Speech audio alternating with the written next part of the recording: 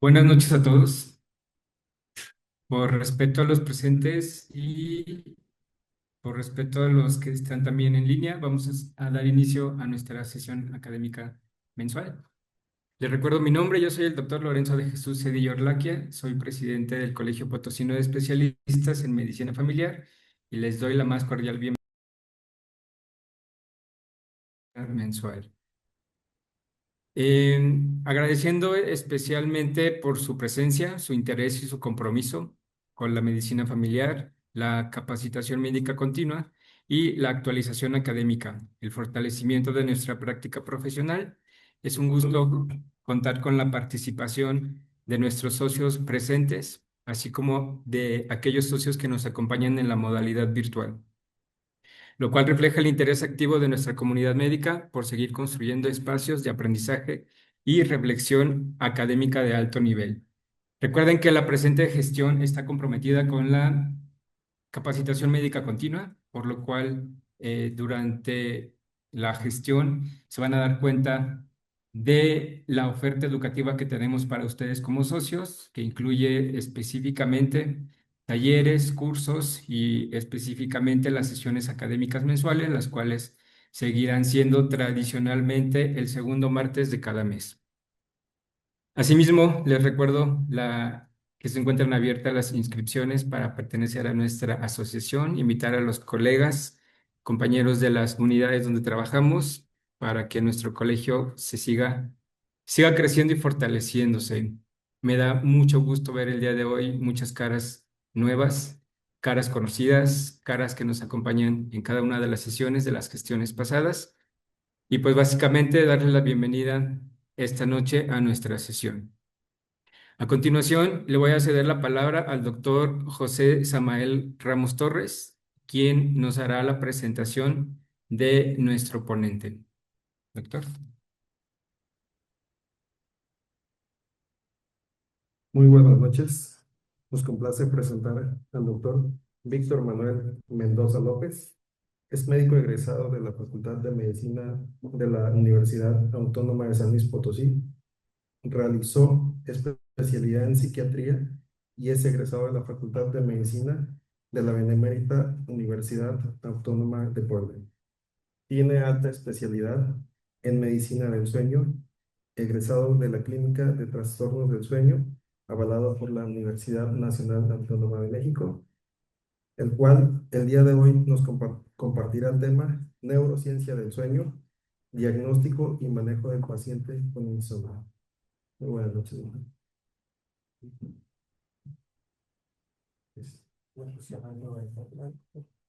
Buenas noches, mucho gusto.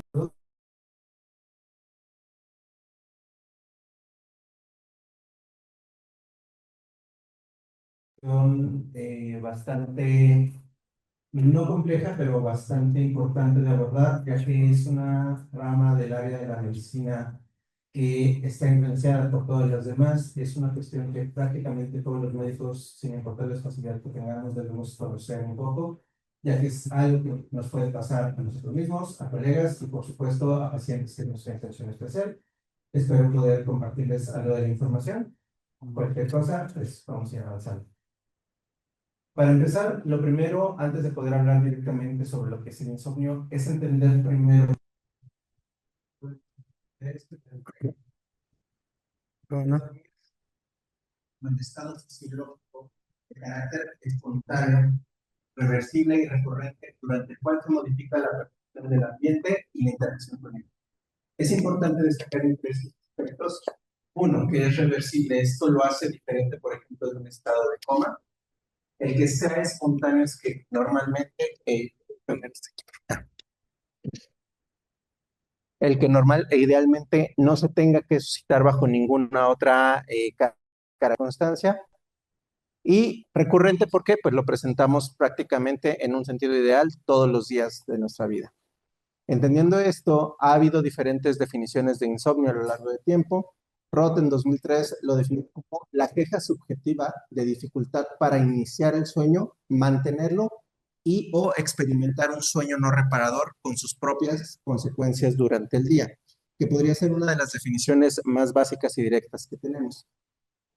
Sin embargo, la Academia Americana de Medicina del Sueño lo define de una forma más completa como la dificultad persistente con el inicio, la duración, la consolidación o la calidad del sueño que ocurre a pesar de la oportunidad y las circunstancias adecuadas para dormir y que resulta en alguna forma de deterioro diurno. Aquí resalté sobre todo las características principales, que es el inicio, que es lo que normalmente se quejan las personas cuando hablamos de insomnio. Siempre que hablamos de insomnio es lo primero en lo que pensamos. La duración puede ser en base a cuánto tiempo estamos durmiendo durante la noche. La consolidación o la calidad son importantes porque muchas veces nos fijamos solo si el paciente habla de que está durmiendo poco tiempo o de que está tardando en quedarse dormido, pero es igual de importante la queja de que él perciba problemas o una cantidad de sueño insuficiente para su descanso. Sin embargo, todas estas están sujetas a este siguiente punto, que es la oportunidad y las circunstancias adecuadas, y no me dejarán mentir todos como médicos, si no tenemos las condiciones adecuadas para dormir, si no tenemos el tiempo suficiente porque nuestro trabajo lo requiere, porque las guardias cuando somos médicos residentes o incluso antes de esa etapa, simple y sencillamente no estamos hablando de insomnio, estamos hablando de otro tipo de trastornos como lo es la privación de sueño, el sueño insuficiente, pero no es insomnio per se. Y es requerido que además de esto tenga un impacto sobre la vida del paciente. ¿Por qué? Porque si no tenemos casos donde podemos hablar de falta de necesidad de sueño, como en los trastornos bipolares, en los episodios de manía.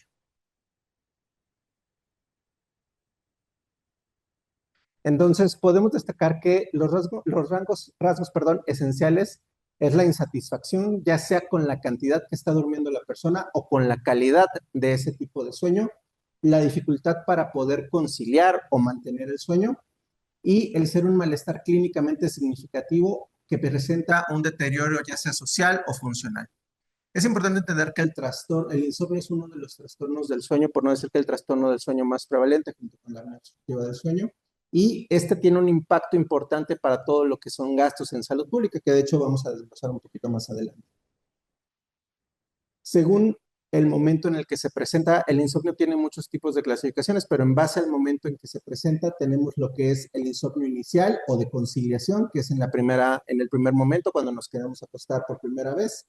El insomnio de mantenimiento, que técnicamente es el más frecuente, que es yo duermo y me estoy despertando y luego soy capaz de volverme a dormir y puedo tener más despertares.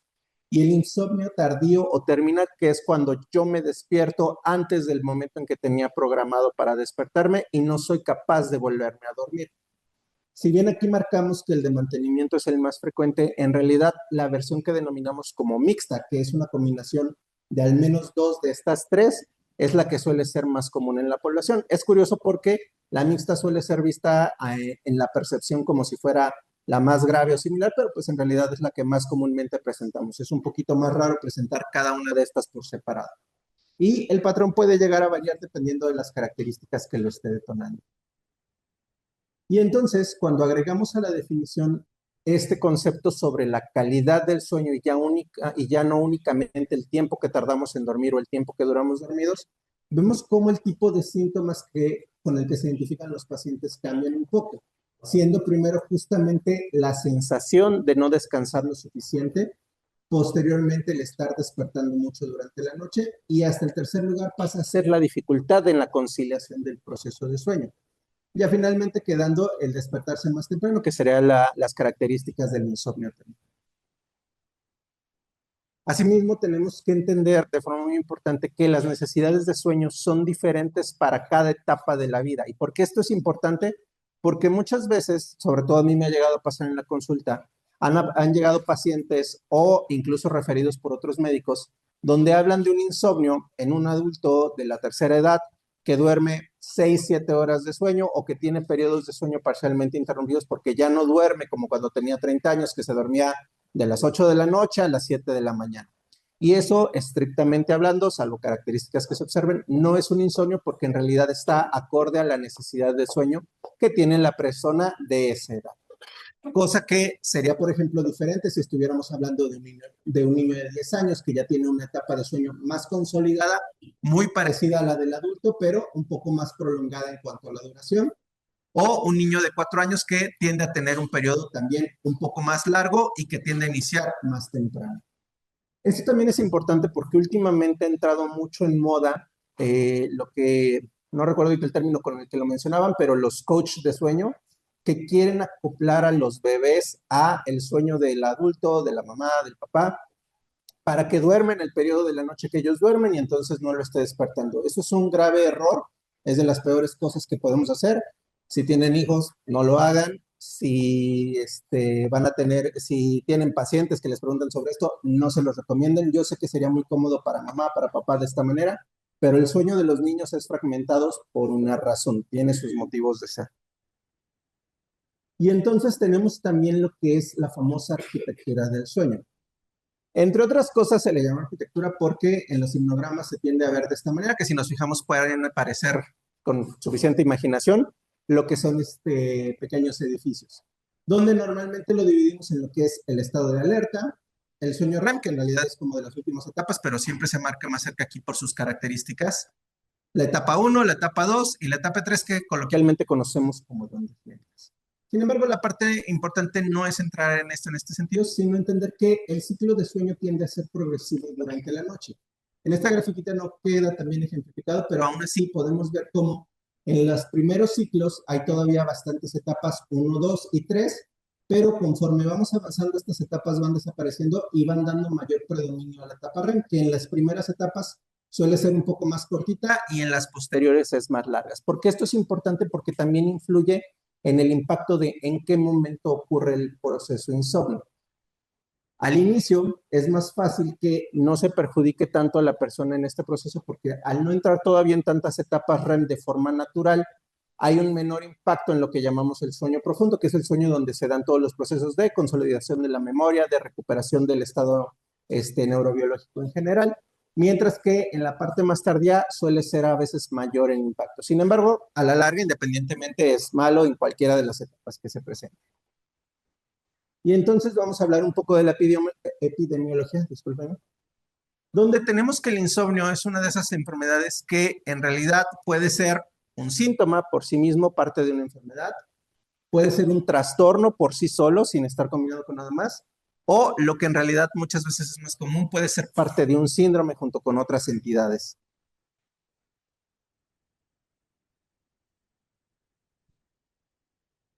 Esto a su vez tiende a causar que haya muchas cifras muy dispares en cuanto a la prevalencia de esto en base a cómo se esté midiendo, donde podemos tener que a veces cuando lo verificamos nada más, por ejemplo, con los datos que incluía el DSM-4, tenía una prevalencia que apenas iba al 4 o 6%, mientras que cuando se agregaba ya el factor de lo que era la calidad del sueño, podía subir hasta el 18%. Cuando se agregaban las implicaciones en el día a día de la persona, se mantenía como por el 15%, pero cuando solo se valoraba como síntomas anexos a otra enfermedad, podía subir con una prevalencia hasta del 48%.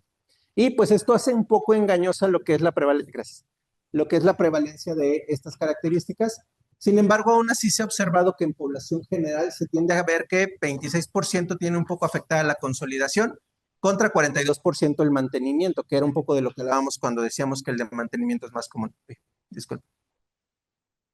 Y entonces tenemos que al menos 1 de cada 3 adultos en promedio en un año va a presentar una característica de insomnio. Esto significa que si nos basamos en cómo están acomodadas las sillas en este momento, al menos una persona de cada una de las filas va a estar presentando un cuadro de insomnio a lo largo del año, ¿no? Es un poco más común en mujeres que en hombres y tiende a incrementar con la edad, siendo presente en 3 ancianos por cada 2 adultos y se suele vincular más a un bajo nivel socioeconómico. ¿Por qué se ve este patrón? Porque el insomnio, o mejor dicho aún, el sueño, es una entidad que tenemos que se ve influenciada por todas nuestras características, estado de salud, estado psicológico, estado socioeconómico. ¿Por qué? Porque si yo me tengo que despertar temprano para entrar a una fábrica a las 4 o 6 de la mañana, obviamente no voy a tener la misma calidad de sueño que alguien que entra a trabajar hasta las 7, 8 de la mañana, que alguien que empieza su trabajo hasta las 10 de la mañana. ¿No? No voy a tener la misma calidad que alguien que tiene una oportunidad de hacer 1 hora de ejercicio al día, en comparación con alguien que pues, no puede hacer ningún tipo de ejercicio. No va a ser la misma característica en una persona que ya tiene más comorbilidades, por ejemplo, problemas de diabetes, hipertensión o similares, porque todo eso va a ir influyendo en alguno de los aspectos que el sueño trata y pues más concretamente reflejándose en el insomnio. Y entonces, retomando la parte de los costos relacionados con el insomnio, tenemos lo que son los costos directos, indirectos y los intangibles.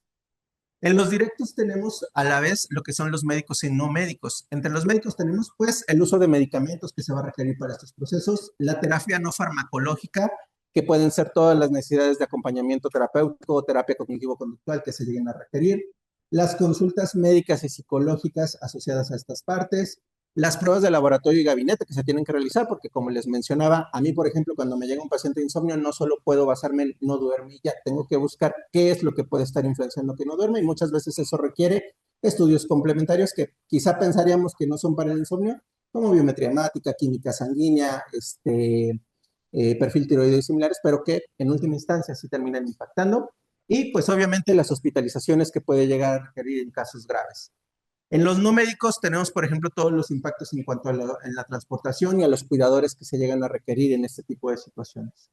Ahora, en los costos indirectos tenemos lo que es la pérdida o reducción de la productividad que suelen tener las personas que padecen esta condición, la reducción en los ingresos de los pacientes por de repente ausentismo a las fábricas o por sentirse mal, accidentes de trabajo que ocurren por no estar en condiciones óptimas, ausentismo laboral, ya sea por el cansancio directamente o por las consecuencias de lesiones que llegan a sufrir por, el mismo cansancio, el tratamiento de comorbilidades que se pueden producir, más adelante vamos a ver, pero se correlaciona mucho con prácticamente todas las enfermedades que se les pueden ocurrir, y accidentes de tráfico que son muy comunes que pasen por el cansancio que llega a haber. En cuanto a los costos intangibles, tenemos lo que a grandes rasgos es la disminución de la calidad de vida, donde vemos generalmente el impacto en el bajo rendimiento escolar en estas etapas de vida, la dificultad para la realización de actividades cotidianas. Mencionaba hace rato yo, por ejemplo, las personas que tienen la capacidad de hacer 1 hora de ejercicio al día. Bueno, pues si lo están intentando realizar y no tuvieron una buena noche, lo más seguro es que su primer pensamiento sea, en lugar de ir al gimnasio o a correr o lo que yo prefiera, mejor intento dormir aunque sea un poquito más, ¿no? El deterioro de las relaciones personales y profesionales. ¿Por qué? Porque en lugar de salir, de tomar una conferencia, mejor me quedo en mi casa e intento dormir un poco porque no pude dormir absolutamente nada la noche anterior. Y entonces tenemos que la Academia Americana de Medicina del Sueño marca que la prevalencia en un año del insomnio agudo suele ser entre el 30 y 35% de la población, mientras que del insomnio crónico suele estar solo en el 10%. Como dato, el insomnio agudo lo denominamos a aquel que tiende a durar menos de 3 meses, mientras que el insomnio crónico es aquel que tiene una duración mayor a 3 meses. En niños se ha observado una prevalencia del 10 al 30%, aunque casi siempre este está vinculado a una comorbilidad. El insomnio por sí solo es un poco raro en niños, no imposible, pero sí tiende a ser raro. Y en los adolescentes tiende a ser del 3 al 12%.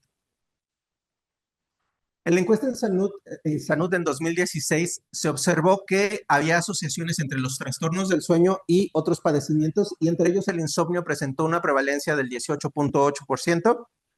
Uy, ya he visto los botones.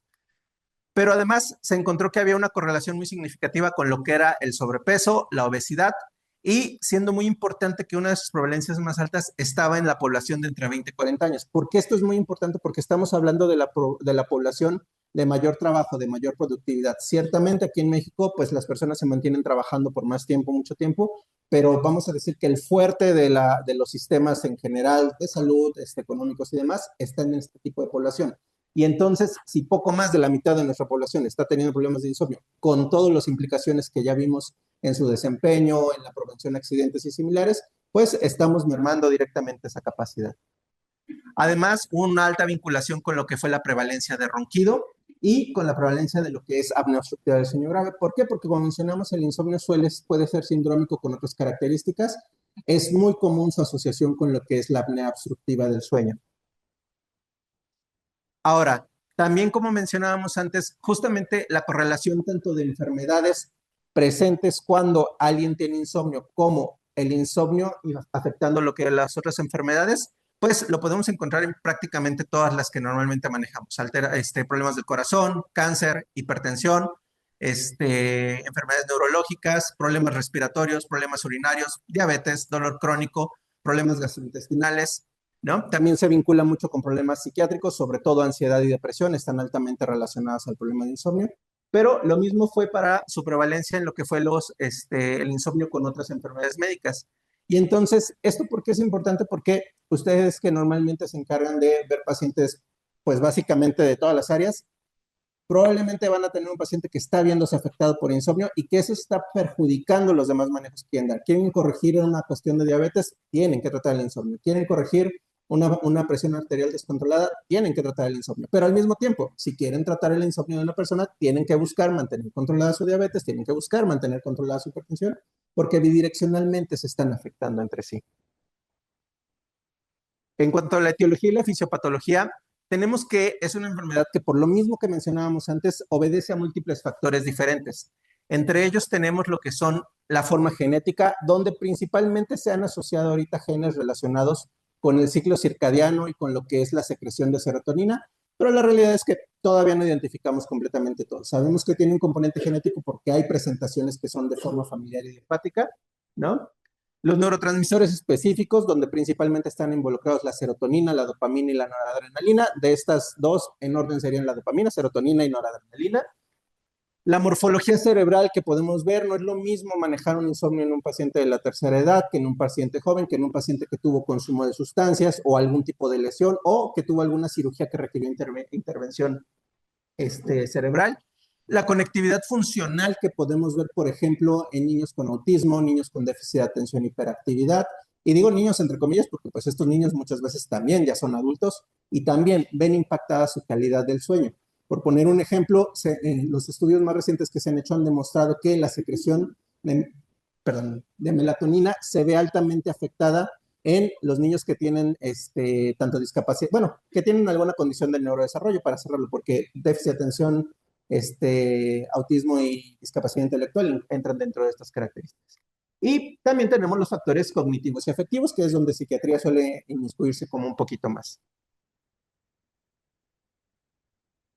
Y entonces tenemos que a lo largo del tiempo se han desarrollado diferentes modelos intentando explicar y al mismo tiempo buscar la forma de tratar lo que es el insomnio, ¿no? Sin embargo, es muy importante recalcar que estos modelos no son perfectos entre sí, cometen uno o más errores de los siguientes que vamos a ir mencionando, donde, por ejemplo, algunos no tienen en cuenta lo que es explícitamente el papel del acondicionamiento clásico, o no tienen en cuenta la regulación normal del sueño y la vigilia, o no diferencian explícitamente entre el insomnio agudo y crónico, no consideran las diferencias de sexo y edad con respecto al insomnio crónico, no tienen en cuenta los tipos o subtipos de insomnio, o postulan que el insomnio ocurre en asociación con un elevado nivel de excitación o hiperactividad, pero no contemplan los otros aspectos que pueden estar involucrados.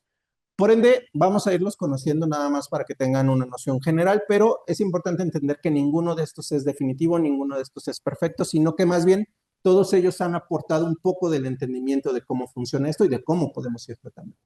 Y entonces uno de los primeros que tenemos es el modelo de estímulo-control, donde básicamente nos habla de que somos seres condicionables.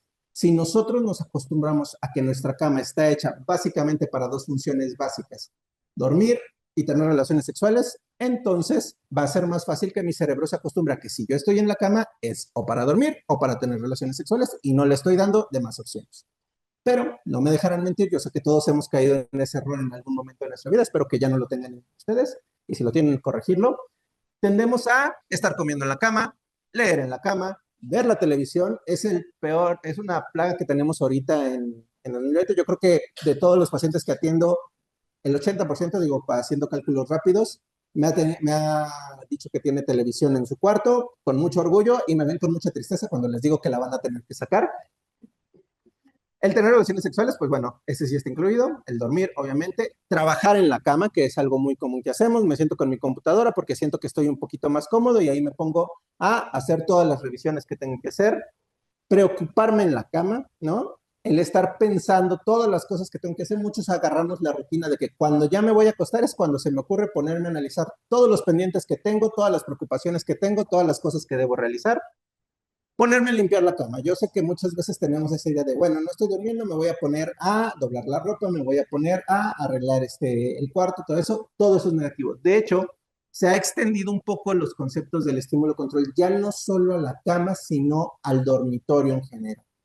Con esto somos un poco más concesivos porque hoy en día, lamentablemente, por las condiciones de vivienda que cada vez están más limitadas, pues muchas veces nuestro cuarto es todo donde es nuestro hogar, ¿no? Sobre todo cuando éramos residentes es súper común que nos pasara eso. Y entonces, pues ahí quizá no se puede tanto, pero de ser posible, o dicho de otra manera, la imagen ideal sería que en nuestro cuarto no vamos a estar más que cuando llegue el momento de prepararnos para ir a dormir o en su defecto, pues tener relaciones.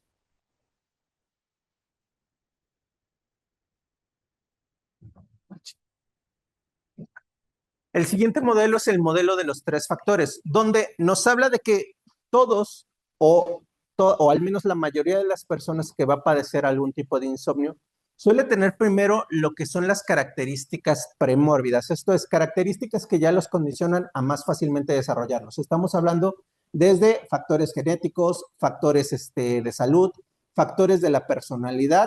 Por ejemplo, las personas que tienden a tener personalidades de características más ansiosas, ahorita sin estar hablando de un trastorno de ansiedad, ¿no? Simplemente hablo de esas personas que son más tensas, son más proactivas, son más perfeccionistas y similares, tienden ya a estos puntos que los hacen más propensos a que cuando ocurra algo más puedan desencadenar un problema de insomnio. ¿Qué es eso algo más? Los factores precipitantes. Un evento desagradable, un evento estresor, un compromiso importante, una enfermedad, por ejemplo, un cuadro de ansiedad o similares. ¿Cuál es el problema? Que estos factores precipitantes lo único que tienden a desarrollar normalmente es el insomnio agudo, el insomnio inicial. Sin embargo, en ese proceso y cuando no tenemos el conocimiento de esto, muchos desarrollamos hábitos inadecuados que creemos que nos van a ayudar o que nos están ayudando en el proceso, pero en realidad lo único que nos están haciendo es perjudicar y son los factores, perpetuantes, que son estos amarillos de acá. ¿Por qué son importantes? Porque probablemente sin darse cuenta alguno de ustedes ya lo ha hecho, yo lo llegué a hacer en su momento, ¿no? Uno de ellos, por ejemplo, es, no estoy pudiendo dormir, bueno, voy a sacar un poco el celular, que hoy en día es más fácil, ¿no? Cuando yo nada más empezaba, a veces era la radio, si bien nos iba o algo así, pero voy a sacar el celular, me voy a poner a ver algunos videos hasta que me entre sueño, y ya cuando me entre sueño, ya me duermo. Ese acto que yo estoy haciendo está empezando a acostumbrar a mi cerebro que yo voy a tener que estar con el celular para dormir. Estar escuchando música, poner algún ruido de fondo, dejar la televisión prendida, que es una de las causas que me han dicho los pacientes que se quejan cuando les digo que la van a tener que sacar de la cama, que ellos la prenden, no la voltean a ver, pero teniéndola prendida de fondo se logran quedar dormidos, ¿no? Hay otros que dicen, no, pues yo me pongo a rezar, digo que aquí no es en contra de la parte de la religión, pero es una conducta que está haciendo que mi cerebro se acostumbre a que en ese momento puede hacer esa actividad. Y entonces, cuando ya se combinan estos, es cuando empezamos a tener lo que es el insomnio crónico. Esto es, nosotros empezamos a propiciar justamente nuestros problemas de dormir. Se desarrolló ya un plan más moderno, entre comillas, no es tan nuevo, que incluye 4 factores, que es ya el condicionamiento. No encontré una grafiquita para ponérselos, pero el condicionamiento es ya esa parte donde yo incluso empiezo a temer la hora de dormir. Ya estoy tan acostumbrado que cuando se llega a dormir no duermo, que incluso podemos usar expresiones como, es que yo ya siento sueño y apenas pongo un pie en mi cuarto o apenas me siento en mi cama, se me quita el sueño, ¿no? Es como ese temor, esa programación ya anticipada que nos hace empezar a tener un rechazo hacia el lugar donde vamos a estar durmiendo.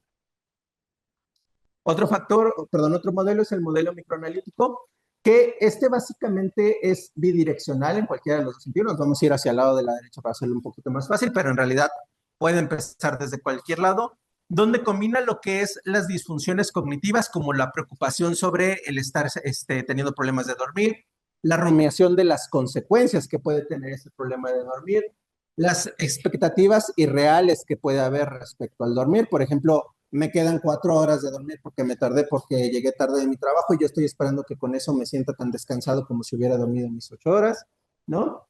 Y las atribuciones erróneas o negativas sobre lo que va a ocurrir con este tipo de procesos.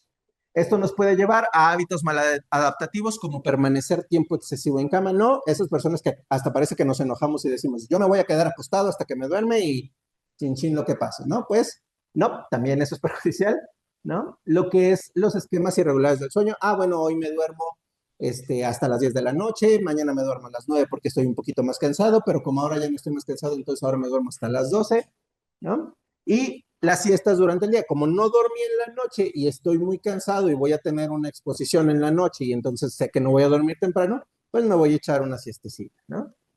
Las consecuencias de esto, pues, son los cambios en el estado de ánimo, la fatiga, la disminución del rendimiento y el disconfort social que llega a causar, y esto nos puede llevar a los estados de hiperactivación, que son lo que es todos los cambios emocionales, cognitivos y psicológicos. Todo esto pudiendo desencadenarse a raíz de un primer episodio de insomnio y al mismo tiempo estar fomentando nuevos episodios de insomnio. Una de las debilidades de este modelo es que en ningún momento aborda cómo pudo haber ocurrido el punto inicial, el punto gatillo del insomnio. ¿Bien? Tenemos el modelo de los dos factores que básicamente nada más toma en cuenta lo que son los niveles de estimulación basal que suelen tener las personas por cuestión genética, por cuestión psicológica de su crianza y lo que son sus requerimientos de sueño, donde a altos niveles de estimulación y niveles bajos de requerimiento de sueño podemos tener lo que son los insomnios de tipo idiopático, esto es que no tenemos la causa específica, que pueden tener un componente genético, los insomnios psicofisiológicos, que son aquellos donde mi mismo pensamiento, mi misma hiperestimulación basal tiende a causar que yo duerma menos, ¿no? Estoy siempre queriendo estar al pendiente del teléfono, no me dejan mentir si han estado en un área como de urgencias que los puedan contactar o si han trabajado en un área donde los puedan estar contactando constantemente, hacemos ese hábito de no, yo siempre tengo que estar escuchando el teléfono por si me llegan a llamar de emergencia a mi jefe, mi familia, quien sea, ¿no? Y eso también nos perjudica porque nos mantiene en este estado de hiperalerta. Pero a un alto nivel de estimulación y necesidad de largos periodos de sueño, podemos tener lo que es el insomnio paradójico. El insomnio paradójico es cuando yo creo que no estoy durmiendo y en realidad sí duermo en base a los análisis el tiempo suficiente, incluso se ha visto bajo estudios de sueño que duermo lo suficiente, pero yo sigo teniendo esa sensación de no dormir lo que necesito dormir. ¿Por qué? Porque muchas veces me mantengo en lo que denominamos un sueño superficial, esto es, sigo manteniendo un cierto grado de alerta donde me percato de lo que pasa a mi alrededor. Son estas personas que de repente en la fiesta se quedaron dormidos en el sillón, todos le dicen, estabas dormidísimo, estabas hasta roncando, ¿no? Pero él les dice, no, no es cierto, yo hasta recuerdo que fulanito llegó y dijo tal, y todos dicen, bueno, pues sí, sí pasó eso, pero te juramos que estabas hasta roncando, ¿no? Porque mantienen un cierto grado de alerta y entonces no alcanzan el sueño profundo y como mencionábamos al principio, el sueño profundo es el que nos lleva a la sensación de descanso pleno, ¿no? Estas no las tocamos tanto, pero básicamente cuando hay un bajo nivel de estimulación y una necesidad de sueño corto, tenemos lo que es la somnolencia diurna, la somnolencia diurna, ay, se me fue la palabra. No me acuerdo ahorita, perdón, dejen de recordar. La somnolencia diurna, o cuando tenemos una función larga, tenemos lo que es la hipersomnolencia idiopática. Ah, somnolencia diurna sin otra causa, perdón, ya me acuerdo.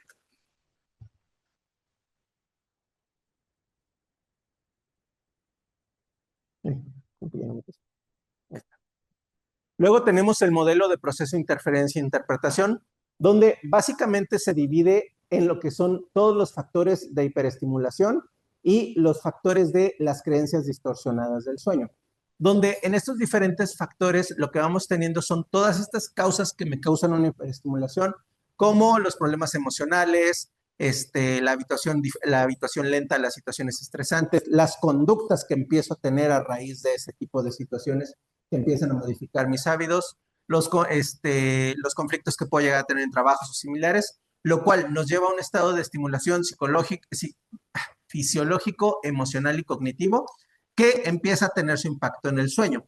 Al mismo tiempo tenemos las atribuciones de lo que puede haber, lo que puede causar un problema de sueño sobre nosotros, este pensamiento que siempre tenemos en cuanto no dormimos de automáticamente pensar, ya no voy a rendir, ya no voy a poder hacer las cosas, ya voy a tener problemas en el trabajo, voy a estar cansado, todo este pensamiento anticipatorio de carácter catastrófico que se acompaña en estas circunstancias, ¿vale? El perfeccionismo, que puede estar relacionado con el tener altos estándares respecto a las características que esperamos de nuestro sueño y del cómo funcionar durante el día. ¿A qué menciono con esto? Algunas veces nos ha pasado que no pudimos dormir, en automático tenemos todos estos pensamientos catastróficos que ya mencionaba yo, pero resulta que nos distraemos con algo, fue un día largo de trabajo todo y resulta que rendimos tan bien como realmente hubiéramos rendido en cualquier otro momento. Sí, sintiéndonos un poco más cansados, pero logramos rendir porque fue solo un episodio agudo. Cabe aclarar que esto que estoy mencionando afecta más sobre todo para las características agudas. Y luego las creencias que podemos tener en base a la necesidad que podemos tener de sueño. Por eso era importante entender que según la edad cambia la necesidad. Hay veces que el estar pensando, sobre todo les digo, me pasa en adultos mayores, que yo tengo 80 años y estoy esperando dormir 8 horas continuas como las dormía cuando tenía 30 años y entonces estoy tan desesperado de creer que tengo un insomnio que efectivamente empiezo a desarrollar características de un insomnio, pero no porque realmente hubiera tenido un insomnio en un principio, sino porque esa angustia, esa creencia que yo tenía causó un estado de hiperestimulación. De hecho, si se fijan, este va directamente hacia lo que son las conductas cognitivas que al mismo tiempo estimulan lo que son los estados de hiperestimulación. Y todo esto en combinación, pues nos termina llevando a lo que es el problema de insomnio. Tenemos el modelo cognitivo, que es un poco parecido al anterior, solo que este sí se enfoca plenamente en lo que son todos los procesos de pensamiento, donde en la idea de cómo debe ser mi sueño me lleva a tener un entendimiento negativo sobre todas las características que presento. Esto me lleva a tener conductas anticipatorias que yo creo que me van a beneficiar durante el sueño, pero no necesariamente lo van a hacer. Por ejemplo, pacientes que empiezan a tomar melatonina sin ni siquiera necesitarlo o ni siquiera utilizarlo bien, porque la melatonina tiene su forma de utilizarse, ¿no? A veces la empiezan a tomar incluso como gomitas, que pues realmente las gomitas no tienen mayor función. Pacientes que han utilizado gomitas, se me fue la palabra, gomitas de CBD, ¿no? Cuestiones de este tipo, porque empiezan a tener estas conductas anticipatorias para el querer dormir. Esto se ve directamente influenciado por las creencias que ya mencionamos previamente y pues esto, como mencionábamos, nos lleva a un mayor nivel de estimulación y de estrés, nos lleva a lo que es la atención selectiva, la monitorización, empezamos casi a revisar de, no, es que pasó tanto tiempo y yo no me dormí y me fijé que yo me despertaba a esta hora específicamente, me fijé que si yo no duermo tantas horas exactas me voy a perjudicar, me fijé que ya llevo tantos días exactos sin poder dormir. De hecho, preguntas trampas que yo hago en las entrevistas a los pacientes que hablo de esto es justamente empezar a preguntarles, oiga, ¿y a qué hora pasa esto? ¿Y a qué hora pasa esto? Porque si me pueden dar datos muy exactos, muy repetidos, es que están justamente teniendo este tipo de sesgo. Todo esto nos lleva a una percepción distorsionada del déficit que podemos llegar a tener respecto al sueño. Por ejemplo, como les digo, es muy común que me lleguen pacientes que de repente hacemos un conteo y están durmiendo una cantidad adecuada de sueño, pero ellos juran que no duermen prácticamente nada. Y pues finalmente nos lleva a un déficit real por todas estas características que presentamos.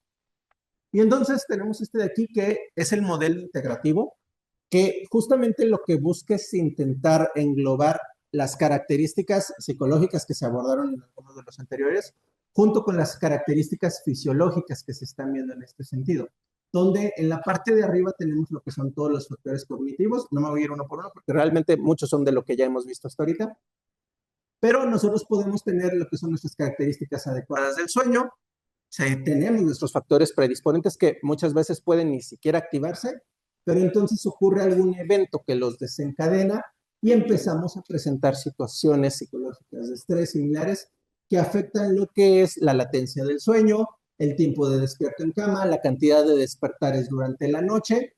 Esto reduce nuestro tiempo total del sueño, reduce la presentación del sueño de ondas lentas y entonces afecta nuestro sueño REM. Y eso pasa una noche, 2 noches. Pero si nosotros tenemos el manejo adecuado, pues simplemente regresamos a volver a tener nuestro esquema de sueño como siempre lo tuvimos. Sin embargo, si no tenemos la intervención adecuada o si empezamos a tener conductas inadecuadas, empezamos la escalerita hacia todos los otros esquemas conductuales que ya habíamos visto. El permanecer en cama a la fuerza, el mantener esta atención selectiva a todas las características de mi sueño, el estar pensando durante todo el día si duermo o no duermo. Hay personas que se la viven todo el día pensando, aunque estén trabajando, aunque estén cuidando de sus niños, aunque estén haciendo lo que sea, todo el día su único pensamiento es, ¿dormiré o no dormiré esta noche? Y toda su vida gira alrededor de si van a dormir o no van a dormir, ¿no? Y nos lleva a la alteración del sueño, donde pasamos del insomnio agudo al crónico. Al mismo tiempo que esto está ocurriendo, pues tenemos todo lo que son los cambios en los diferentes neurotransmisores, dopamina, histaminérgicos, norepinefrina, epinefrina, orexigénicos, de acetilcolina, que nuevamente cuando se ocurre el evento se ven ligeramente alterados. Tenemos una elevación en las corticotropinas, la norepinefrina, la epinefrina, la dopamina, el cortisol, que pues tal como ya saben tiene la mala fama de ser la hormona estrés.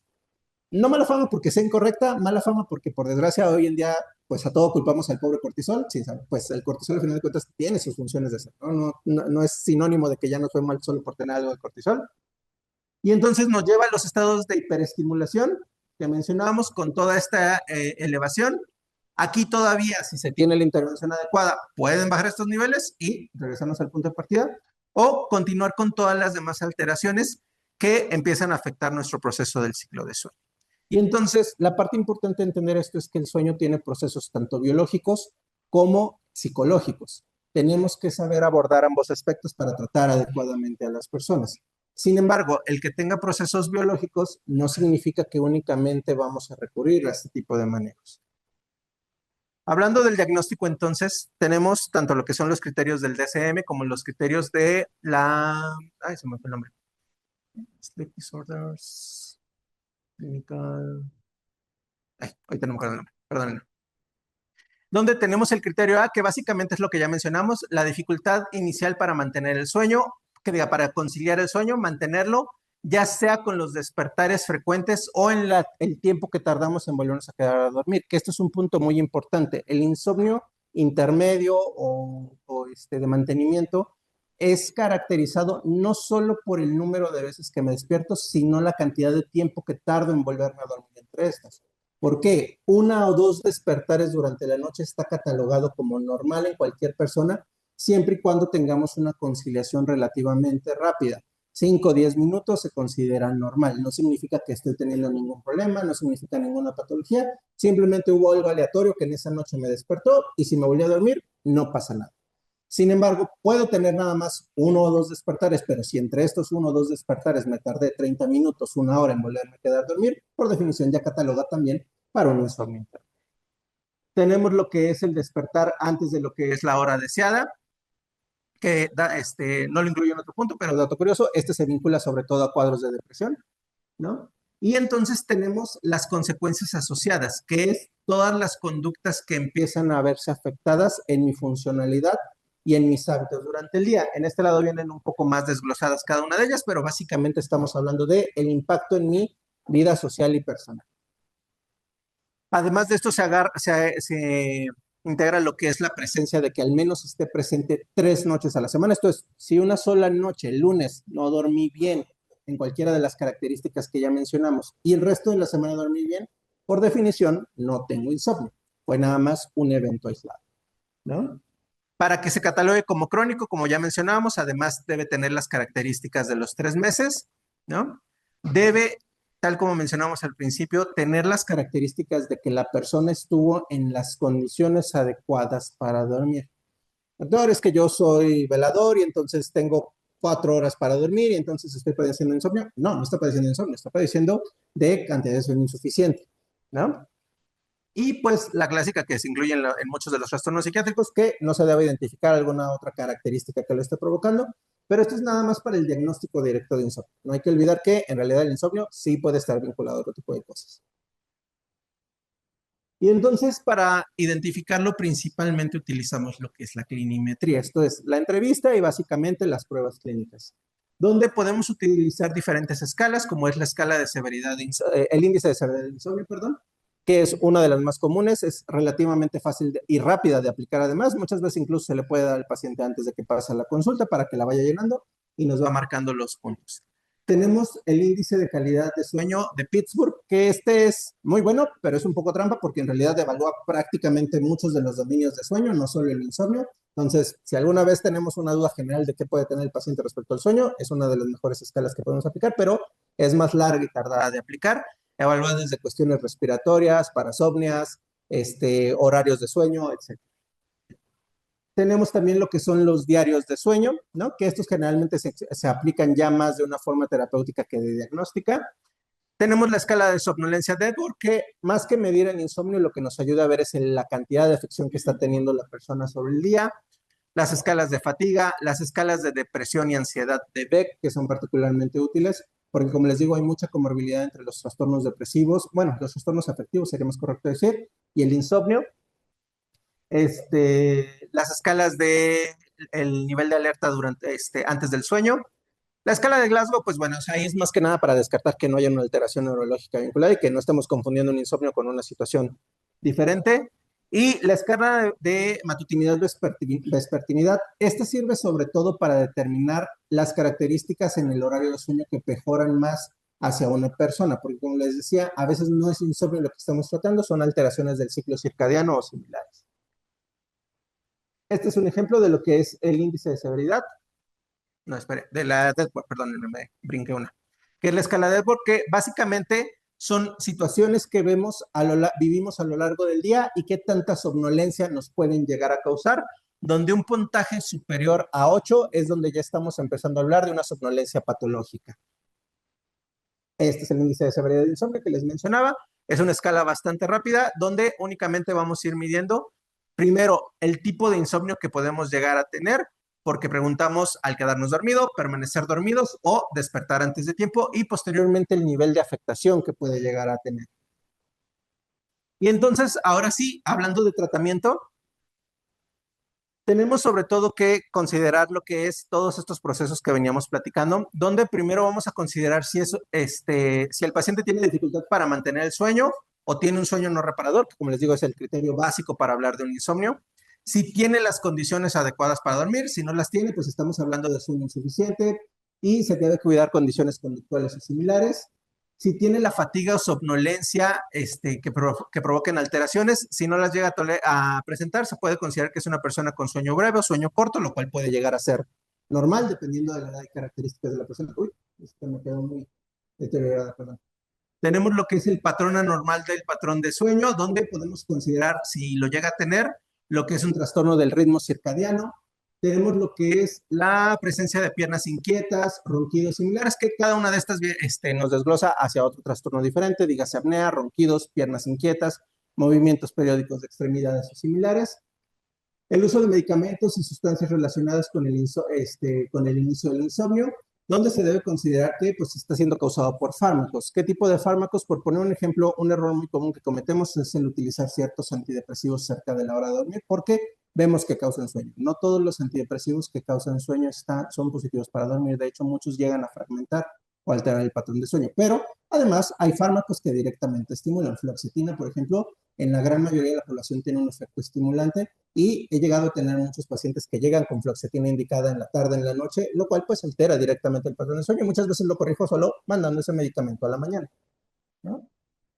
Padecimientos relacionados con el inicio del sueño, como el insomnio secundario a algún padecimiento médico, dígase dolores, piernas inquietas, cuestiones similares.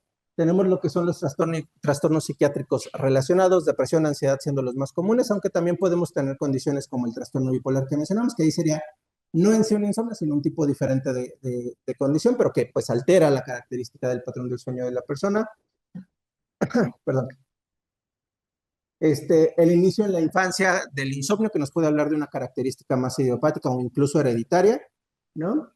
Lo que es la distorsión en la interpretación del malestar relacionado al problema del sueño, que nos puede hablar de estos sesgos donde no hay un insomnio, sino más bien solo este problema de interpretación, que hablábamos del insomnio, ¿pero existe? No. Bueno, ahorita me acuerdo. Y la presencia de estresores físicos, ambientales o sociales que pueden estar llegando a ocurrir, ¿no? Exposiciones, entregas de trabajos importantes, similares, que pues ahí el manejo se vuelve más conductual que nada. Tenemos esta otra escala que básicamente es una sobresimplificación de la anterior, donde tenemos el paciente que cumple con las características diferentes de insomnio. Tenemos que ver si clínicamente le llega a generar un problema. Si se lo llega a generar, analizar el patrón de sueño que llega a tener y valorar su ciclo circadiano. Si cualquiera de estas dos sale negativa, pues únicamente nos habla de necesitar psicoeducación y prevención para las características del sueño si le estamos viendo alterados. Por ejemplo, pequeños hábitos que veamos erróneos, horarios de dormir erróneos, creencias erróneas como esto que platicábamos de los adultos mayores, el uso de sustancias que pueden afectar el sueño, donde se busca el cambio de medicamentos o el retiro de estos. Por poner un ejemplo, los beta bloqueadores como el propanolol, si bien son buenos para muchas cosas diferentes, dejarlos muy cerca de la hora de noche se ha ido comprobando que parece alterar lo que es la secreción de melatonina.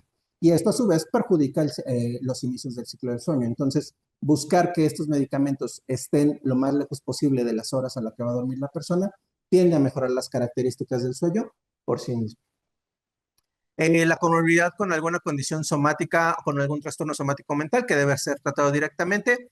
Y si ninguna de estas se tuvo, pues entonces es cuando recurrimos, idealmente empezando por las cuestiones conductuales, cognitivo-conductuales, pero también se pueden utilizar, dependiendo de las características, algunos medicamentos. Sí, sí se pueden usar benzodiazepinas, ahorita vamos a hablar un poco al respecto, Este, medicamentos no benzodiazepínicos también, hay antidepresivos que se pueden usar, hay antipsicóticos que se pueden utilizar, sin embargo, todo esto tiene características específicas. Y entonces tenemos que la principal forma de tratar el insomnio en realidad es con medidas no farmacológicas. A la fecha, toda la investigación que ha hecho, todo lo que se ha observado, nos habla de que el insomnio, su primer punto de tratamiento no es el medicamento, es lo conductual, ¿no? Y podemos empezar desde cosas muy básicas, como lo que es el control de estímulos que vamos a tener. No vea la televisión una hora antes de irse a dormir, no esté en el teléfono una hora antes de irse a dormir, tenga una luz, se me fue la palabra, perdón, una luz cálida en la habitación. ¿Por qué la luz cálida? Porque la luz fría o blanca, como normalmente conocemos, que es excelente para trabajar, secreta es un tipo de luz muy similar, que nuestro cerebro percibe de forma muy similar a la luz matinal. Y esta luz, lo que le dice a mi cerebro es de día, mantente despierto, porque tienes que estar despierto hasta ahora, biológicamente hablando. Cuando la apagamos, pues sí, nuestro cerebro ya dice, ya es de noche, vamos a secretar esa melatonina, pero la melatonina que secretamos no actúa inmediatamente, puede tardar de 2 a 3 horas dependiendo de las características de la persona. La restricción del sueño, esto es un poquito más difícil de llevar a cabo, es limitar la cantidad de tiempo en cama que va a estar teniendo la persona, porque el peor error que cometemos es esa creencia de yo debo quedarme en mi cama hasta que logre dormirme. No, eso lo único que hace es que empecemos a tener justo estas atribuciones mentales negativas, donde por decirlo de forma simple desarrollamos un rechazo a la idea de estar en la cama. Me enojo con mi cama básicamente. Eso solo aumenta el estrés, aumenta el rechazo y nos lleva a este condicionamiento que hagamos donde a veces en cuanto yo entro al cuarto o en cuanto yo me siento en la cama, se me quita el sueño porque ya tengo como un pleito con mi cama, por decirlo de esta manera. Técnicas de relajación, que ojo, no son lo mismo que las técnicas que se usan para ansiedad, son extremadamente parecidas y ahí es donde muchas veces cometemos el error. Las técnicas de relajación para sueños se enfocan mucho en la falta de estímulos durante el proceso. De hecho, son extremadamente sencillas en ese sentido, porque la idea es mantener al cerebro, por así decirlo, aburrido. Yo le digo a mis pacientes que estamos como negociando con un terrorista. Solo puedes hacer una actividad monótona y aburrida, que ahorita vamos a mencionar, o dormirte. No hay de otra. No tienes nada de estímulo y entre el estímulo se incluyen cosas tan básicas como el conteo, que es donde muchas veces fallamos. Las técnicas de respiración para ayudar en el sueño son extremadamente parecidas al de control de ansiedad porque tienen procesos básicos muy similares. Sin embargo, las de control de ansiedad suelen acompañarse casi estrictamente de lo que es el conteo. ¿Por qué? Porque contar nos ayuda a enfocarnos en un proceso cognitivo y al enfocarnos en este proceso cognitivo nos alejamos del proceso emocional y nos permite mantener más el control. ¿Cuál es el problema? Que justamente nos mantenemos enfocados. Si lo que yo estoy queriendo es dormir, lo último que necesito es estar enfocado en algo. Necesito que mi cerebro esté lo más posible. Y entonces, la regla más básica de esto es, sí, la respiración es buena para lograr conciliar el sueño, pero no cuenta. No van a contar inhalaciones, exhalaciones, segundos, nada. Simplemente es inhalar lento y profundo. La terapia cognitiva, que pues normalmente debe haber entrenamiento para realizarla, y la higiene del sueño, que es como una terapia cognitiva en petit, es la forma más básica de terapia cognitiva, hablando de sueño al menos, que vamos a poder realizar y son las famosas medidas que ya todos hemos visto. Donde tenemos como cosa básica el despertar todos los días a la misma hora. Tuve una mala noche, no importa, me voy a levantar a mi misma hora, ¿no? De hecho, aquí yo la corregiría y agregaría despertar y acostarme a la misma hora, que mi cuerpo se vaya acostumbrando a siempre tener ese mismo horario. Que ahorita estoy durmiendo de maravilla, no tengo nada de insomnio, ahí es donde tengo que despertar y dormir a la misma hora, no cuando ya tengo el problema de insomnio, al menos no si no es crónico. ¿Por qué digo lo de que no es crónico? Porque como ya mencionamos, si tengo un insomnio crónico y me voy a acostar aunque no tenga sueño, va a ser perjudicial. Si por el contrario es un insomnio agudo, es más fácil que al yo acostarme en mi misma hora, vaya a lograr mantener esta parte del proceso. Limitar el tiempo invertido en la cama, que era ya esto que platicábamos de permanecer en la cama de forma innecesaria, es contraproducente. Si yo detecto que no estoy logrando dormirme, es mejor salirme de cama, sentarme en una sillita reposet que esté al lado de la cama y comenzar mis técnicas de respiración. Pero también incluye el limitarlo durante todo el día. Volvemos a lo que decíamos, no ponerme a trabajar, no ponerme a platicar, no ponerme a doblar la ropa, a ver las series mientras estoy en la cama. Retirar fármacos o drogas que actúen sobre el sistema nervioso central. Este es un poquito más complejo porque pues obviamente hay veces que son necesarios dependiendo de las características del paciente, pero si ese es el caso, pues buscar optimizarlos para que nos tengan el menor impacto posible. Y obviamente lo que sí podemos retirar, cafeína, nicotina, alcohol, estimulantes. ¿no? Estimulantes incluyase té. Muchas personas tenemos el error de creer que en lugar del café, el té es mejor para mantenernos relajados porque pues lo vinculamos mucho a toda esta cultura oriental de los zen y lo demás. No, el té estimula tanto como el café, siempre y cuando tenga lo que es la hoja de té, que es la Camellia sinensis. ¿De acuerdo? Los tés que tienen hoja de té están tan prohibidos como tomar café directamente porque el efecto en el organismo es exactamente el mismo. Té verde, té negro, como le quieran decir, es exactamente el mismo. No es lo mismo un té que una infusión. Si yo hago una infusión de manzanilla, aunque estamos coloquialmente acostumbrados a decirle té, y no está mal que le digamos, no es cuestión de recriminar cultural ni nada de eso, técnicamente es una infusión, no es un té porque no tiene hoja de té. Y eso sí está bien que no lo tomemos, con sus debidos cuidados, obviamente. Evitar las siestas durante el día, por lo mismo que ya decíamos, el cerebro funciona almacenando diferentes cantidades de residuos de diferentes sustancias como el NMDA, que lo que van provocando es que cuando se alcanza cierto grado se inducen los procesos del sueño. Si nosotros tomamos siestas durante el día, es como restarle tiempo a esa producción del sueño. Ahora, no están prohibidas al 100% las siestas. En casos excepcionales, que por ejemplo, estoy muy cansado, tuve una semana difícil, lo que sea, y voy a conducir, pues obviamente no es bueno conducir si me estoy quedando dormido, se puede tomar una siesta, pero debe ser de no más de 30 minutos y de preferencia antes de las 5 o 6 de la tarde. Esas siestas que luego le llamamos siesta, me dormí 4 horas, eso ya no es una siesta, eso fue un periodo de sueño corto. Fomentar la actividad física a través de ejercicios vigorosos, de preferencia en las primeras horas de la mañana. No siempre tiene que ser, se recomienda obviamente más, ¿no? Hablando de las cuestiones ideales, pues sí, sería lo mejor que sea en la mañana, pero si no se puede en la mañana, cuando menos que sea antes de las 6 de la tarde. ¿Por qué?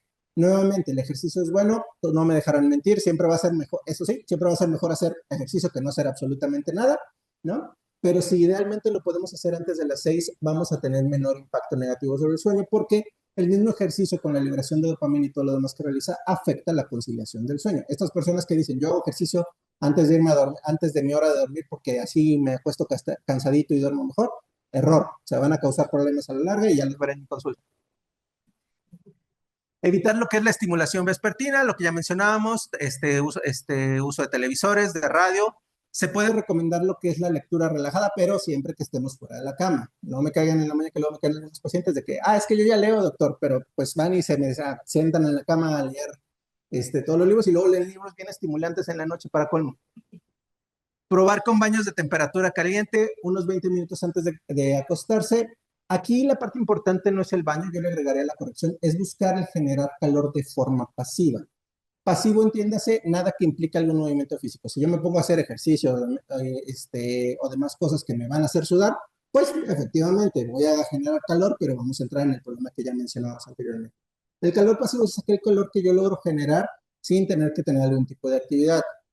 El más común es el baño, pero esto se lo menciono porque muchos de mis pacientes me han dicho, de hecho, por eso en mis hojitas yo ya corregí esa parte. Muchos de mis pacientes me han dicho, es que si yo, sobre todo pacientes mujeres, me dicen, es que si yo me baño 20 minutos antes de dormirme, de aquí a que se me seque el pelo, se me fue la hora de dormirme. Y es muy cierto, la verdad es que yo no lo había pensado. Uno que tiene poquito cabello, pues no lo razona tan bien, ¿no? Pero lo que se puede hacer es entonces utilizar alguna frazada, alguna pijamita de estas peluchoncitas que tienden a generar como calorcito. Nada más, muy importante, no confundir el generar calor pasivo con el estar casi sudando y sentir que me abochorno todo. Eso también es perjudicial, también afecta qué tan rápido me duermo. Nada más necesitamos sentirnos cálidos, sentirnos cómodos, sobre todo ahorita con el clima frío que está bien. Comer cada día a la misma hora, esto es más que nada para mantener lo que son la rutina de nuestro organismo, ¿no? Pero también para evitar el estar de repente comiendo. Si yo ceno a las 10, 11 de la noche y me quiero acostar a las 12, pues todavía voy a estar en proceso de digestión y eso va a alterar mi calidad del sueño. Ejercitar rutinas de relajación vespertina, que era un poquito lo que ya hablamos, y mantener condiciones cómodas para dormir. Esto es que esté en mi cuarto en las condiciones más óptimas. Luces, ruidos, calidad de la cama, o sea, si mi cama ya está toda dura y no estoy dormido cómodo, pues, aunque me tome tiempo, porque yo sé que a veces la economía no ayuda, buscar comprar un colchoncito como más cómodo o alguna colchonetita, algo que me ayude en ese sentido. Ay, sí les había marcado, no me di cuenta, perdón.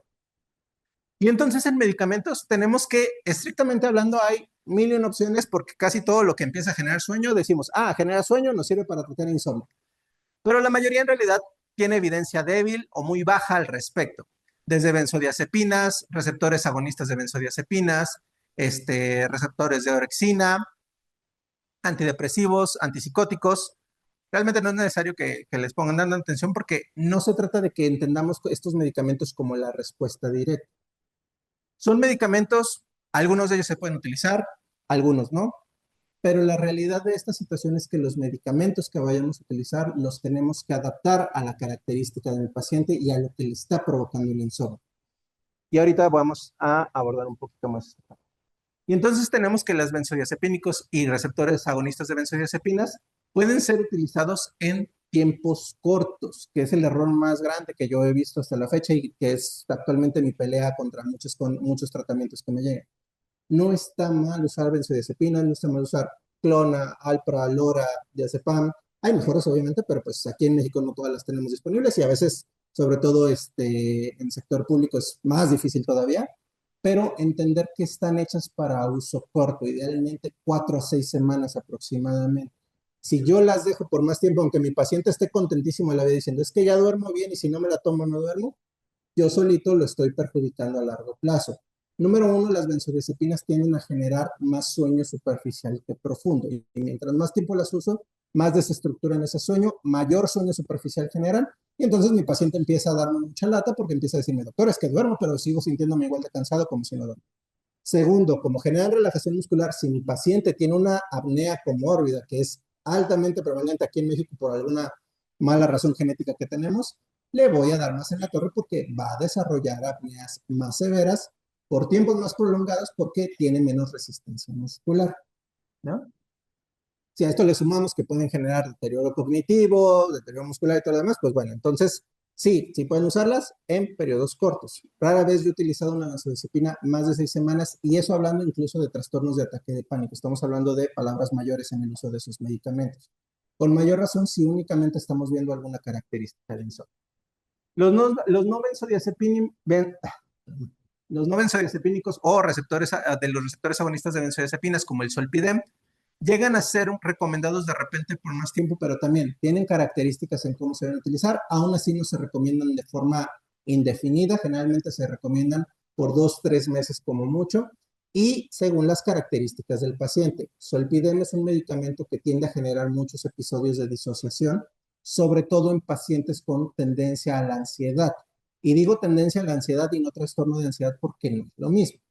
Sí, en alguien con trastorno de ansiedad se los puede generar muy fácilmente, pero ya en alguien que tenga lo que solemos denominar como una personalidad aprensiva, tendiente a la angustia similares, la probabilidad de que yo le genere un episodio disociativo como el Zolpidem es alta. Y esos episodios pueden ser desde muy graciosos, que nada más es el paciente descubriendo que hizo cosas que no se enteró que hizo, hasta muy peligrosos, ¿no? Entonces, no hay que olvidar que nosotros somos responsables, ya sea médicamente o cuando menos moralmente, de lo que le hacemos a nuestros pacientes. Los antidepresivos sedantes tienden a utilizarse, pueden usarse en tiempo corto, pueden utilizarse en tiempo corto y entonces tener en cuenta el aspecto de que sobre todo pueden influir porque también tienen sus efectos. Los antihistamínicos se marcan como no recomendados, antipsicóticos como no recomendados, melatonina no generalmente recomendada. La melatonina tiene usos muy específicos. Tenemos esa mala concepción, tanto médicos como pacientes, de que es un medicamento hipnótico. Y entonces, de repente yo estoy interrogando al paciente y me dicen, es que ya tomé melatonina y no me funcionó. No solo no es que no funcione, sino que muchas veces es porque la estamos utilizando mal, ¿no? Fitoterapia, que es el uso de los medicamentos a base de plantas. Aquí en México todavía la verdad no es recomendado porque hay pocos laboratorios formales que realmente hacen formulaciones bien estudiadas, ¿no? En Estados Unidos ya es un poco más común y sí tiene sus usos, pero no directamente recomendados. Terapia de luz y ejercicio también no está del todo recomendada y acupuntura no recomendada. Sin embargo, antes de pasarme esto.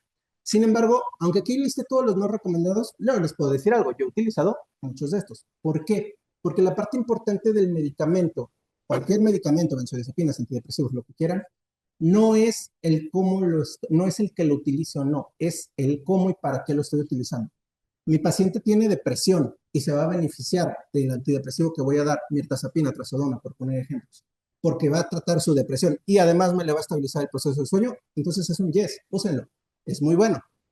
Mi paciente tiene trastorno bipolar, tuvo algún episodio psicótico, tiene errores de conducta o algo y quiere utilizar olanzapina que tiene efectos sedantes y es un antipsicótico, excelente, úsela.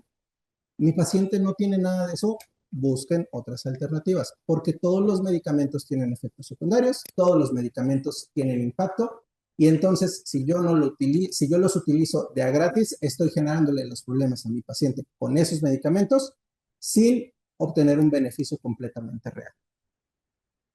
Y entonces tenemos, ya para terminar, que en la comparativa entre lo farmacológico y lo no farmacológico, la latencia del sueño se ve mucho más reducida en lo que es lo no farmacológico. Esto es, también los medicamentos la reducen, pero es mucho más significativa en lo no farmacológico. En cuanto al despertar, no hubo un cambio significativo.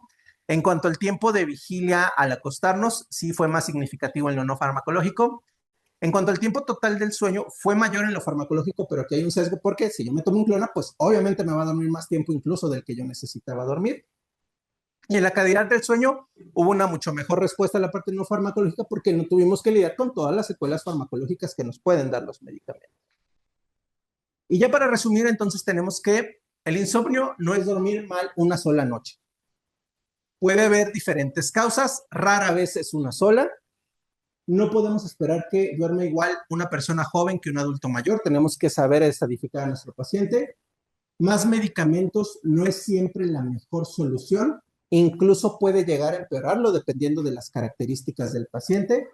Y controlar los estímulos del diario tiene un impacto mayor y a más largo plazo. Y como aquí no lo puse, pero lo vuelvo a recalcar. Usen sus medicamentos, pero úsenlos adecuadamente, buscando que cada medicamento le aporte la mayor cantidad de beneficios al paciente, no solo porque es el que más rápido los va a sacar del problema, porque ese medicamento que ahorita los está sacando del problema les va a generar problemas de gratis más adelante. La quetiapina, la olanzapina, se ha comprobado que desde la primera toma ya modifica los niveles de metabolismo del organismo, modifica la glucosa basal de los pacientes. Y quizá en poblaciones europeas donde no lidian tanto con diabetes y similares, no les impacte tanto, pero ustedes no me dejarán mentir, son los expertos en eso, mucho más que yo. La prevalencia de enfermedades metabólicas que tenemos aquí en México hace que tengamos que pensarnos 2 veces qué tanto nos conviene dejarle esa quetiapina, esa olanzapina al paciente. Y entonces, para terminar, que me les quede muy claro, el 8 fue un estándar que se hizo para comprender a población. El concepto adecuado es dormir las horas que realmente cada persona necesita. Y pues muchas gracias, esos son mis datos de contacto y espero pues que les haya gustado.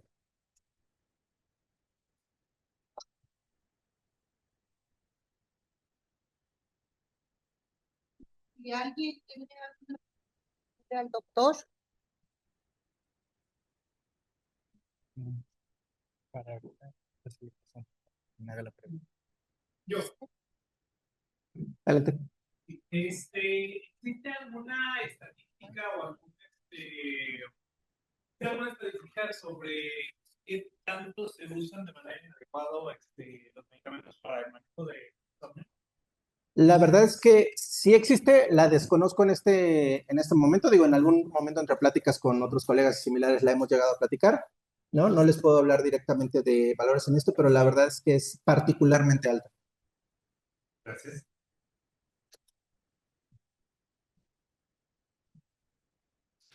Buenas Buenas noches.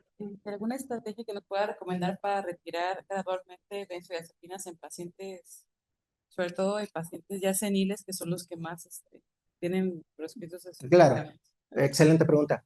Bueno, número 1, lo primero que yo hago es explicarle al paciente por qué se la tenemos que retirar, sin caer en errores de culpar a otros profesionales, que digo, es un error que muchas veces cometemos, sobre todo mientras más jóvenes somos, tendemos a tener ese mal hábito de siempre echarle la culpa al otro que lo atendió.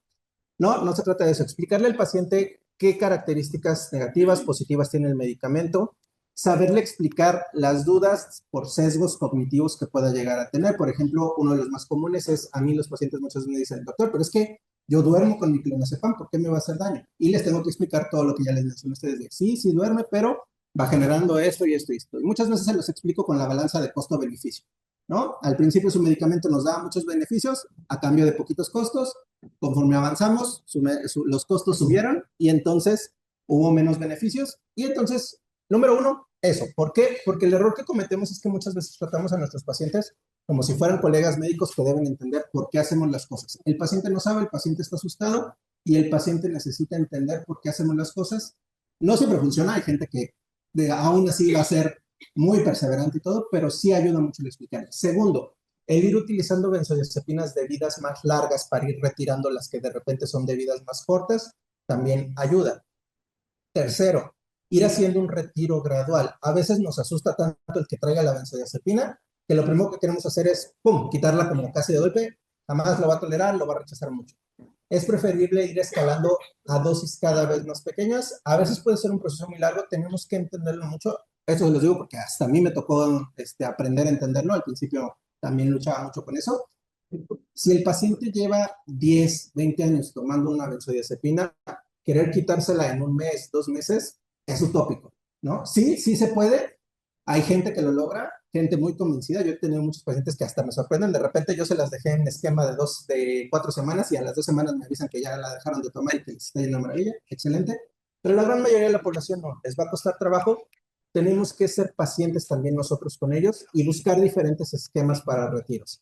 Y ahí es donde entra ya una cuestión más empírica, que es el ir intentando diferentes estrategias. Yo he intentado desde bajar de a cuartitos cada 3 días, cada semana, hasta de repente, ¿sabe qué? Un día se lo toma, un día no, 2 días sí, que diga un día sí, 2 días no, un día sí, 3 días no, hasta que logramos retirar, ¿no? Pero muchas veces el siempre estarles, aunque ya se lo hayamos dicho y aunque ya lo sepa, a la siguiente consulta que nos llegue con que es que no la pude bajar más de esto, volverle a explicar, es que lo tenemos que retirar por esto, yo sé que le está costando, yo sé que se llega a sentir mal cuando lo retiramos, pero es importante. Y lo otro, dependiendo de la razón por la que el paciente pueda llegar a necesitar la benzodiazepina, analizar si no tenemos que utilizar un medicamento compensatorio. Por ejemplo, si un paciente, además del sueño, le está tomando porque está ansioso, pues entonces tenemos que controlar la ansiedad, porque si solo le quitamos la benzodiazepina, pero no le controlamos la ansiedad, pues simplemente nos va a mandar por un tubo y va a buscar al siguiente médico que se lo pueda resolver. Gracias. Adelante. Bueno, antes de otra cosa, felicidades. Doctor Manuel. Gracias. Bueno, aparte de felicitarlo, también prácticamente somos todo el gremio médico y sí quería pedirle algún tipo de consejo o aportación para que nosotros que elaboramos muchas veces turnos nocturnos o tenemos alguna situación de guardias, ¿qué consejo o qué tips usted nos podría dar, doctor Mendoza, para tratar de no tener tanto esta carga posterior a una guardia nocturna?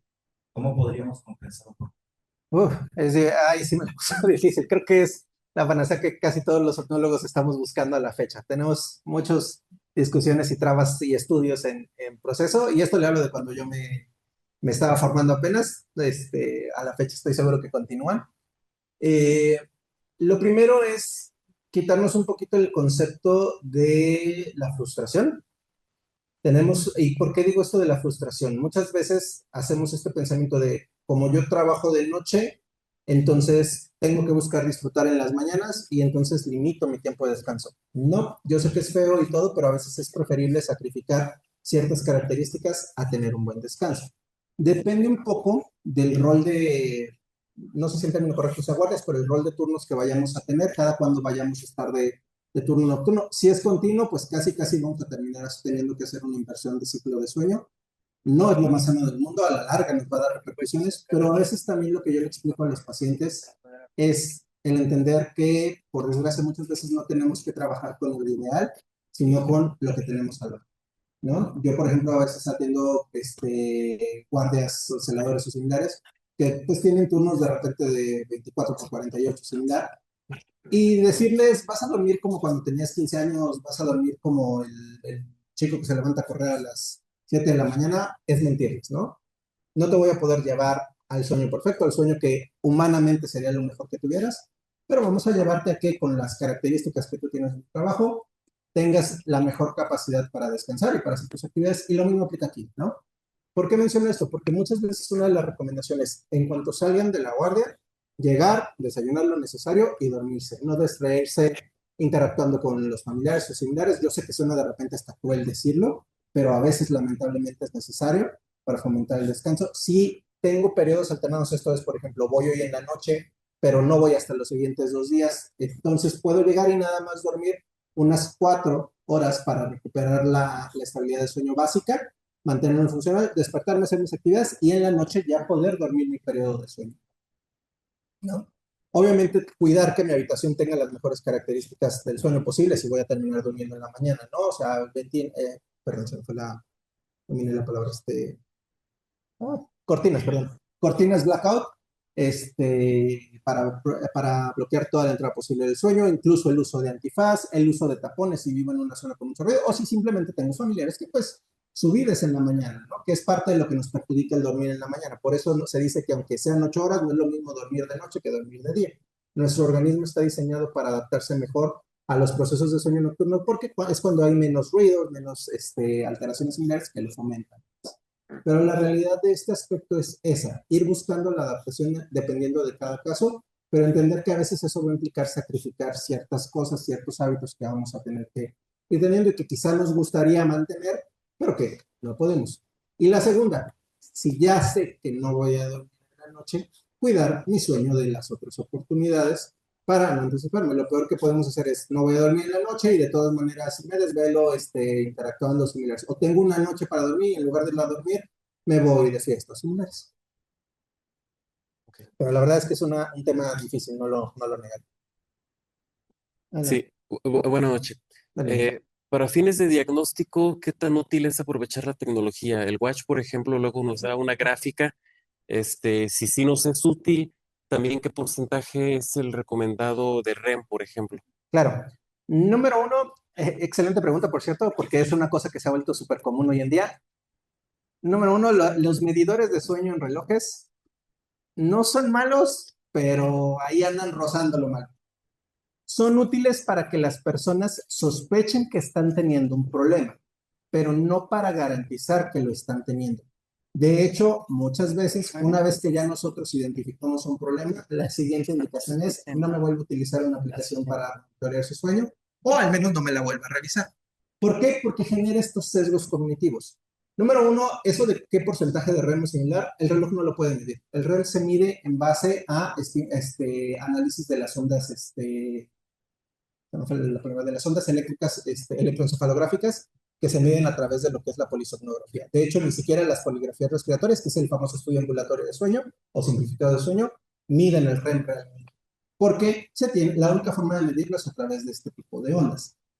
Si algo que el reloj sea extremadamente tecnológico y saque cablecitos que conectan a las áreas neuronales adecuadas, pues no, su reloj está midiendo el REM en base al movimiento que llega a tener durante la noche con el giroscopio, a los ruidos que llega a captar, digo, si es que el reloj con micrófono, que llega a captar sobre ronquidos o similares y hace una aproximación por software de decir, ok, tienes tanto de REM, pero es completamente erróneo, piensa más a los pacientes. Entonces, sí sirve. Si un paciente que nunca había estado diagnosticado de nada nos llega y nos dice, es que mi reloj me marca que estoy durmiendo 3 horas y me dice que sueño superficial. Ok. Sirve para que yo diga, ¿sabes qué? Vamos a revisarte, vamos a ver si sí lo tienes, si no lo tienes. Si sí lo tienes, ok, vamos a empezar tratamiento y me dejas de ponerle atención al reloj, por favor, ¿no? Si no lo tienes, sigue con tu vida normal, no te preocupes por eso. Es la verdadera función de estos relojes. Nada más nos sirven para empezar a tener la sospecha de que algo puede estar ocurriendo, pero en ningún momento sirven para garantizar. Al menos no a la fecha. La tecnología avanza mucho, quizá en algunos años más sí sirvan más, pero de momento no. También la aplicación esta de Pokémon Sleep es muy divertida, pero no sirve para diagnóstico.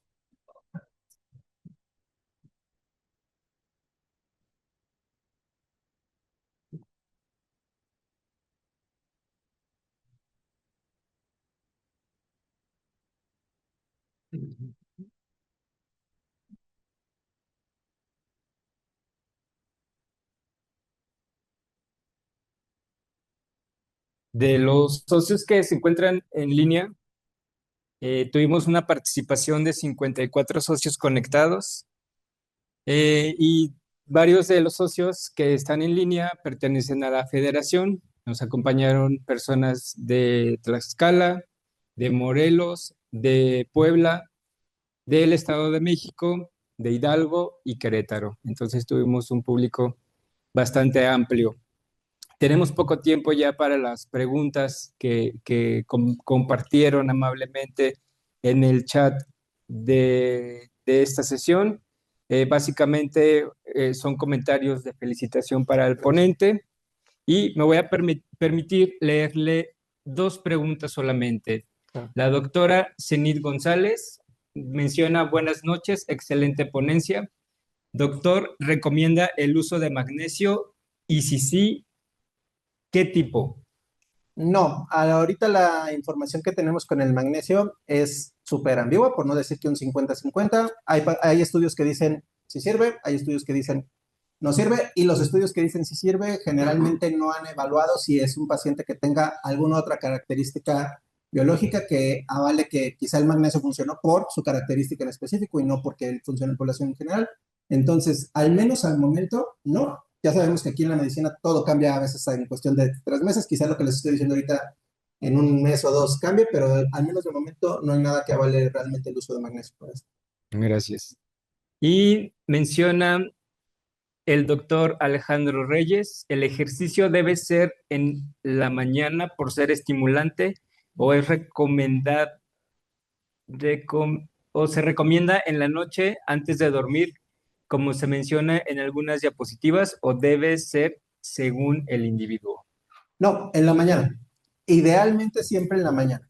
En la noche, literal, la única razón para hacer ejercicio es porque pues siempre va a ser mejor hacer que no hacer, ¿no? Por todas las demás cuestiones de salud. No hay que olvidar que aquí estamos hablando de insomnio, pero una cosa es que el ser humano pues es un compendio de todo, metabolismo y todo.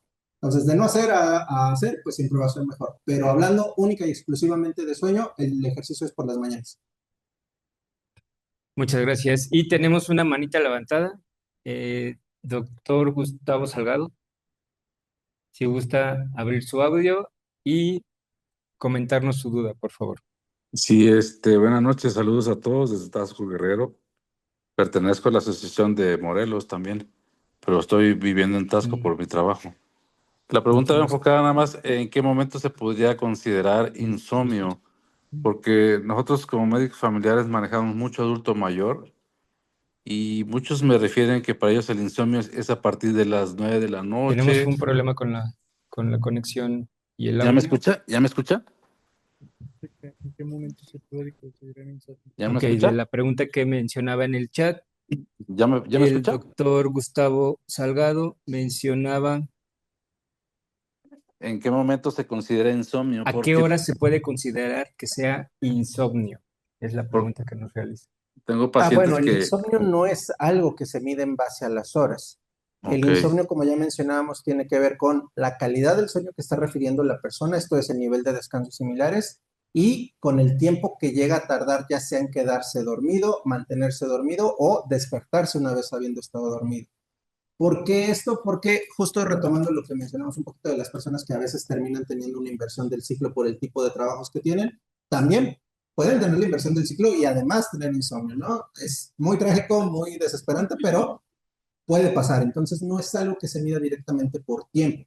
Si tuviéramos que ser muy puritanos hablando de personas que siempre van a dormir en la noche, pues pudiéramos hablar en base a la hora de dormir, que es también lo que influye. No es lo mismo hablar de insomnio en alguien que por hábitos y lo que sea suele dormir de 11 a 7, de 12 a 8 de la mañana, o sea, es lo que hace que no se pueda definir una hora, pero hablar de más de 30 minutos, que no sé si esa era la pregunta, más de 30 minutos de conciliación inicial es cuando ya hablamos de un insomnio de conciliación. Muy bien. Muchas gracias, doctor. Para los socios que pertenecen a nuestro colegio y que se encuentran conectados en línea, nuestro técnico, el ingeniero Silva, les ha estado compartiendo una liga para el registro de su asistencia. Si son tan amables de entrar al formulario y registrar la solicitud que les hacemos. Eh, Agradecemos de parte del Colegio Potosino de Especialistas en Medicina Familiar la participación del doctor Víctor Manuel Mendoza López, quien nos compartió la experiencia y conocimientos en el tema neurociencia del sueño, diagnóstico y manejo del paciente con insomnio, y le entregamos la constancia de participación y un pequeño presente a nombre de nuestra asociación. Gracias. Si gusta pasar al centro para que nos tomen una fotografía, Claro. nuestros compañeros, por favor.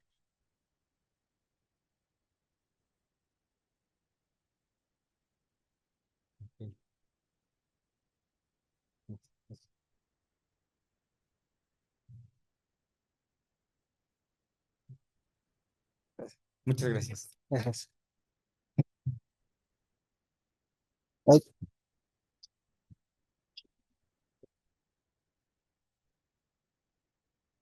Le voy a ceder la palabra a la doctora Cindy Enríquez, perdón, quien nos hará un breve anuncio. Hola, buenas noches a todos. De parte del Colegio Potosino de Especialistas en Medicina Familiar, quiere felicitar a nuestros socios ya inscritos del 2026, que es la doctora Claudia Isabel Guevara Navarro, no sé si esté presente. El doctor Jorge Eduardo Rodríguez Rentería, la doctora Eudelia López Ramírez. Sí, ¿Puede pasarlo? felicidades. Adelante. La doctora Regina Media. Onofre, adelante. Muchas felicidades.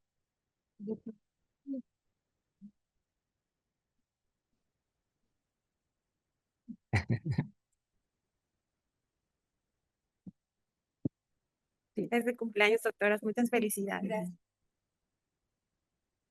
Y si gustan una foto también con el presidente. Por acá arriba, sí, usted.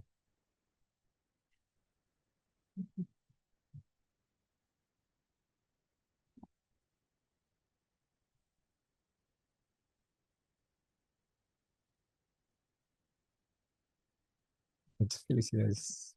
A las dos. Gracias. Gracias, doctor. Sí,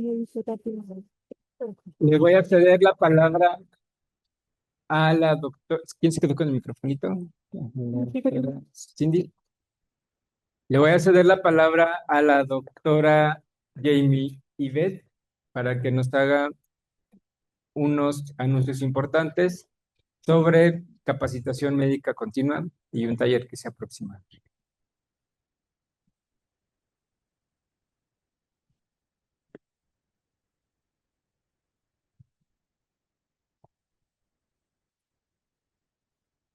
Hola, buenas noches. Bueno, para invitarlos y para recordarles, vamos a empezar con este ciclo de capacitaciones. El primero va a ser, pues tenemos ahorita el ECOE ya a puerta. Entonces, el primero va a ser una simulación que vamos a tener del curso web ECOE en línea. La verdad es que va a estar bastante bueno, no es porque varios de nosotros vamos a ser docentes al respecto, pero la idea es que sea una capacitación más práctica, en donde tengan la oportunidad de que se presenten casos como al final de cuentas se presenta en este WebECOE, en donde vamos a estarles compartiendo un par de rúbricas y bueno, eso les va a ayudar mucho para cuando vayan a presentar el examen. Va a ser para este 17 de enero, va a empezar a las 11 de la mañana. La verdad es que vamos a estar haciendo estas prácticas. Va a tener una cuota de recuperación de 200 pesos y pues bueno, ahí están los datos también en el flyer. Recordar que va a ser completamente en línea y pues las inscripciones están completamente vigentes, ¿no? Entonces, vaya a recordarles esa parte. Muchas gracias. Muchas gracias, doctora.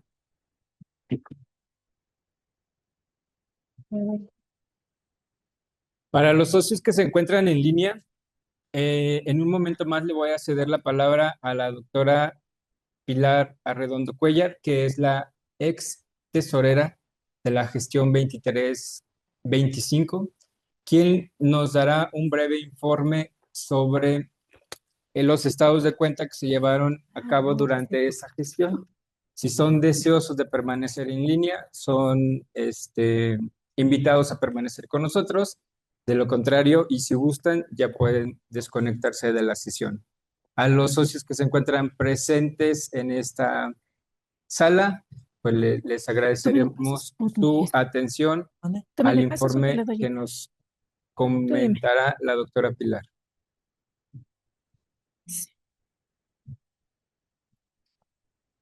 Buenas noches.